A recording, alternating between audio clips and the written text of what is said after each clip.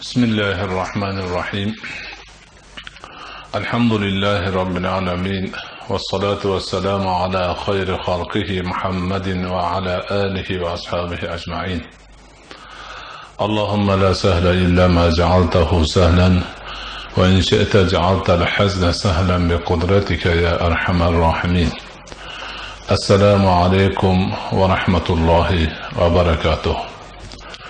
Azizlar, oxirgi paytlarda mo'min musulmonlar ichida Xizr alayhissalom to'g'risida savollar ko'payib ketdi. Bu savollar asosan u kishining tirik ekanligi yoki emasligi, tirik bo'lsalar qanday holda bo'ladilar-u, tirik bo'lmasalar unga nima dalillar borligi haqida aylanishi turgan gap. Lekin mulohaza qiladigan bo'lsak, har zamonda nafaqat bizni yurtimizda, balki boshqa mo'min musulmonlar yashaydigan yurtlarda ham Xizr alayhissalom to'g'risida turli mishmishlar qaytadan takrorlanib qo'zilib turadi. Ko'pchilik kishilarning orasida yurgan tushunchaga, mishmishga binoan Xizr alayhissalom barhayot bir zot ekanlar, u kishi o'lmas ekanlar, Musa alayhissalomning vaqtida ham bor ekanlar, undan avval ham bo'lgan ekanlar, keyin ham bo'lgan ekanlar, hozir ham bo'lar emish va bundan keyin ham qolar emishlar. Ko'proq Xizr alayhissalom ba'zi bir kishilarga ularga bildirmasdan uchrashib turar emishlar. Kimga Xizr alayhissalom nazar qilsalar, u odamning bu dunyodagi ishlari yurishib, katta baxt, saodatlarga erishar emish. Ba'zi bir mishmishlarni e'tibor beradigan bo'lsak, xilvat joy ekan, qorong'iroq bo'lib turgan ekan, bir odam ketayotgan bo'lsa, oldidan oppoq soqolli, nuroniy bir qariya chol chiqibdilarda salom berib o'tibdilar. Keyin haligi odam bu kim ekan deb orqasiga bir qarasa, yo'q bo'lib qolibdi ekanlar.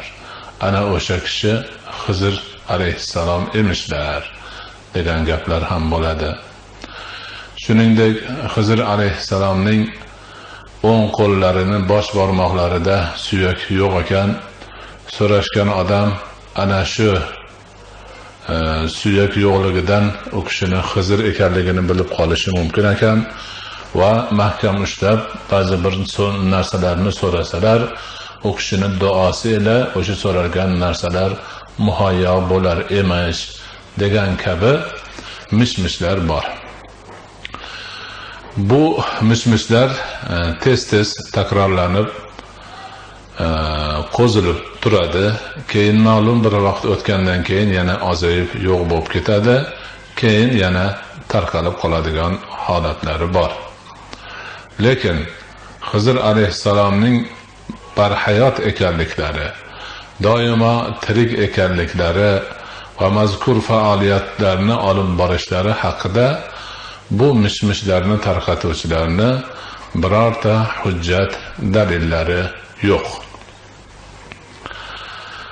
Bizning islomiy manbalarga qaraydigan bo'lsak, Xizr alayhissalom nomlari bilan Qur'oni Karimda zikr etilmaganlar.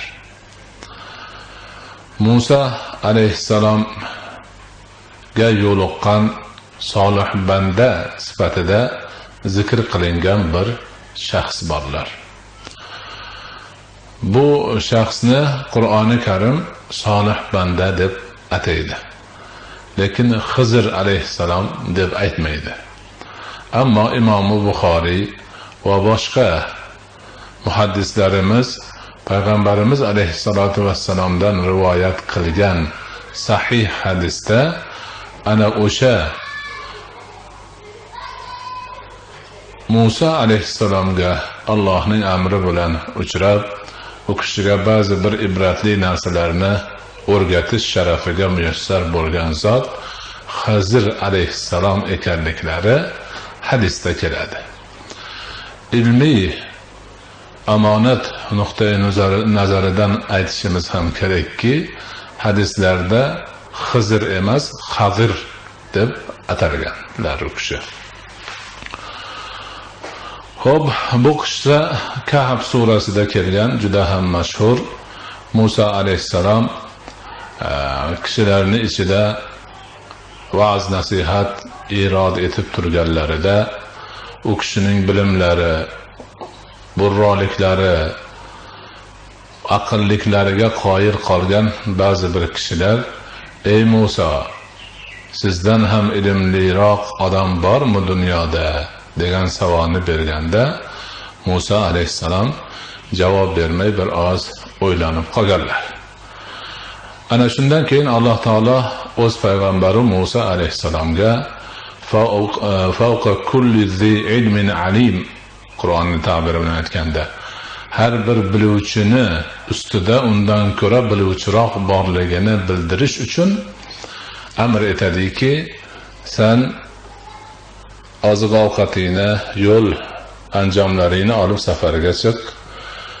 Bir ikki daryoni tutashgan joyiga yetganingda bizni bandalarimizdan bir bandaga yo'liqasan va o'sha bandadan ilm o'rganasan degan amrni qiladi Alloh taolo.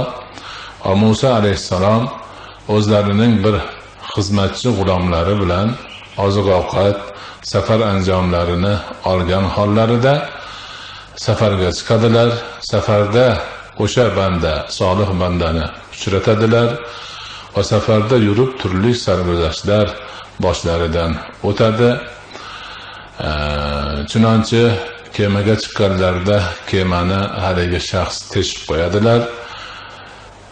Musa alayhissalom e'tiroz bildirganlarida senga sabr qilishni shart qo'ygan edim-u deydilar. Keyin yo'lda o'ynab yurgan bir bolani, go'zak bolani chaqirib o'ldirib qo'yadilar. Musa alayhissalom yana e'tiroz bildirganida, yana men senga aytmadimmi, sabr qilishni shart qo'ymadimmi deydilar. Musa alayhissalom esa yana bir bor shartni buzsam uzrim o'zim bilan degan ma'noni aytadilar.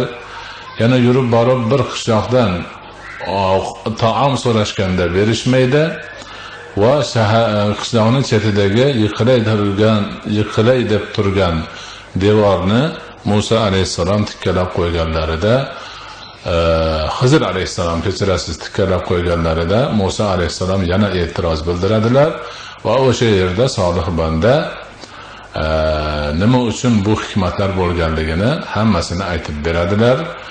Inchunun kemani teshishni sirri o'sha kuni podshohni fuqarolar qo'lidagi butun kemalarni podshohlik ixtiyoriga olish uchun farmoni chiqqan ekan va o'sha teshish bilan haligi kemachilarni mulkini o'zida qolishni Alloh iroda qilganligi, bu bir hikmat bo'lganligi.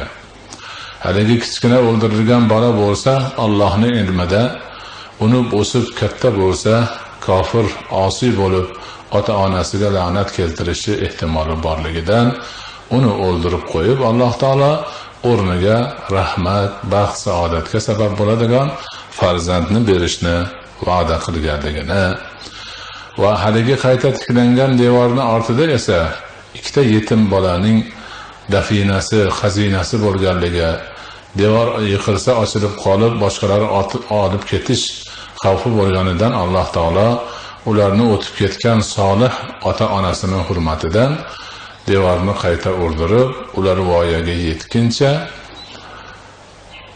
ularga atalgan xazinani saqlab turishni iroda qilganliklarini aytib beradilar.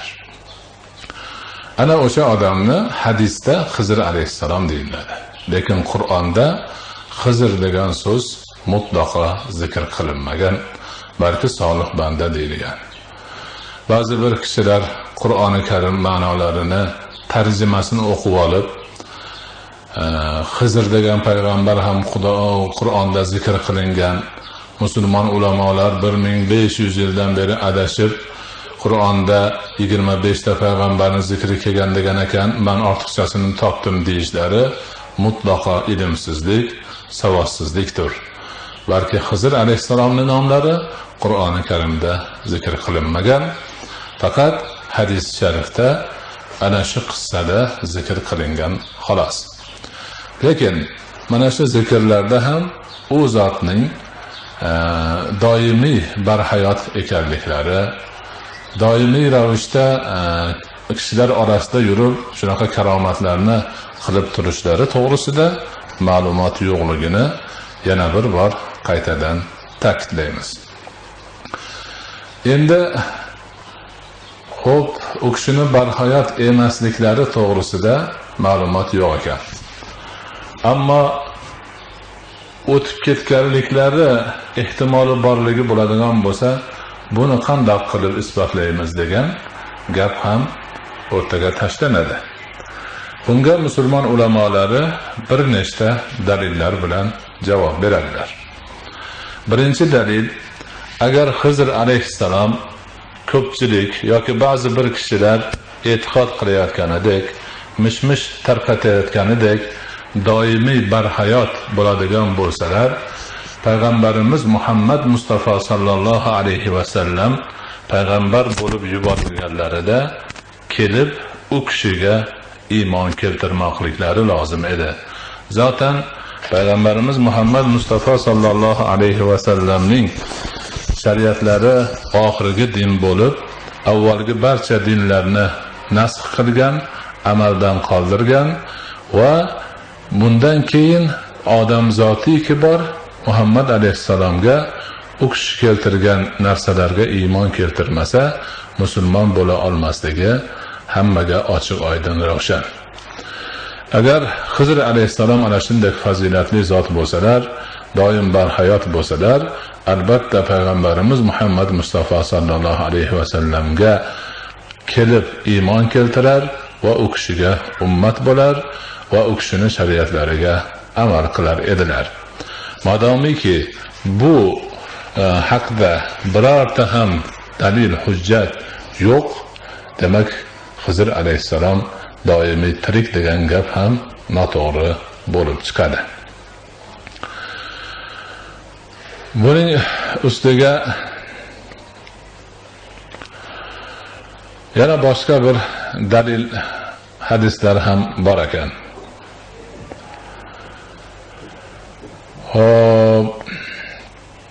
İmam Buxoriydan ba'zi bir kishilar Xizr alayhissalom bilan İlyas alayhissalomlar doimiy tirikmilar deb so'rashgan ekan. Shunda İmam Buxoriy hazratlari rahmatullohi alayh bu qanday bo'lishi mumkin? Va tahqiq Nabiy sallallohu alayhi va sallam لا يبقى على رأس 100 سنة ممن هو اليوم على ظهر الأرض أحد degan ekanlar.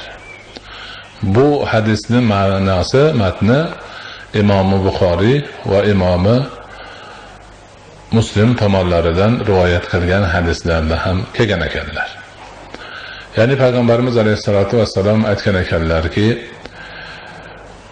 xo'p, 1100 yildan so'ng bugungi kunda yer yuzida turganlardan bittasi ham hayot qolmaydi degan ekanlar. Ya'ni payg'ambarimiz alayhisolatu vassalom o'zilari turgan o'sha gapirayotgan kunlarini e'tiboridan olib, mana shu bugundan boshlab 100 yil o'tgandan so'ng bugungi dunyoning yuzida yashab turgan kishilardan birortasi qolmaydi deb aytgan ekanlar. Demak, ana shunday bo'ladigan bo'lsa, mabodo o'sha vaqtda Xizr alayhissalom tirik bo'lgan bo'lsalar ham mana shu hadisni amriga, hukmiga binoan undan 100 yil o'tgandan keyin o'tib ketgan bo'ladilar. Shuningdek, ulamolar yana bir boshqa rivoyatni keltiradilar. Xizr alayhissalomni barhayot, doimiy ravishda barhayot emasliklarini daliliga Badr urushi kuni Payg'ambarimiz Muhammad Mustafa sallallohu alayhi va sallam Allohga iltijo qilib aytgan ekanlarki, Allohumma in tahlak hadhihi al-asabatu la tu'badu fil ardi. Ey Allohim, agar mana shu guruh insonlar halokatga uchrasalar, sen yer yuzida senga ibodat qilinmas degan ekanlar. O'sha Badr urushiga payg'ambarimiz bilan birga chiqqan sahobalarni aytilgan ekan. Agar o'shalar halokatga uchrashib ketsa, yer yuzida Allohga ibodat qiladigan musulmon insonlar qolmasligi kerak ekan. Ana u insonlar 313 kishi bo'lib, hammalarini ismlari, otalarini ismlari, qabilalarini ismlari ma'lum, mashhur va kitoblarda hozirgacha yozilib keladi. Agar Xizr alayhissalom tirik bo'lganlarida o'sha kuni payg'ambarimiz bu gapni aytmasida, balki Xizr alayhissalomni ham qo'shishlari kerak yoki faqat Xizrgina tirik qoladi degan gapni aytishlari kerak edi, deydilar ulamolarimiz. Xizr alayhissalomni doimiy ravishda barhayot emasligiga, balki u kishini ham bashar bo'lganliklari uchun vaqti soati yetib bu dunyoni tark qilganliklariga dalil sifatida Anbiyo surasidagi 34-oyat dalil qilib keltiriladi. Unda aytiladiki, Auzu billahi minash shaytonir rojim. Bismillahirrohmanirrohim. Va ma ja'alna li basharin min qablikal khulda afa in mitta fahumul khalidun. Bu oyatda Alloh subhanahu va taolo payg'ambarimizga xitob qilib aytayaptiki, biz sendan oldin birorta basharga abadiylikni qilganimiz yo'q. Doimiy yashashlikni berganimiz yo'q. Agar sen o'ladigan bo'lsang, ular abadiy qolurlarmi? degan ekan Alloh taolo. Demak, mana shu oyat karimaning ma'nosida ham bashar, odam zoti abadiy qolishligi mumkin emasligi, hamma demak vaqti soati kelganda, ajali yetganda bu dunyoni tark etishi lozimligi ulkan haqiqat bo'lganligi ta'kidlanmoqda. Shuning uchun Xizr alayhissalom yoki payg'ambar Ilyos alayhissalomlar doimiy ravishda barhayot ekanlar, har zamonda odamlarga uchrab turar ekanlar degan gaplar shariatimiz nuqtai nazaridan, islom ta'limoti nuqtai nazaridan haqiqatdan yiroq gaplar hisoblanadi. Buni hammamiz yaxshi o'zlashtirib olishimiz kerak.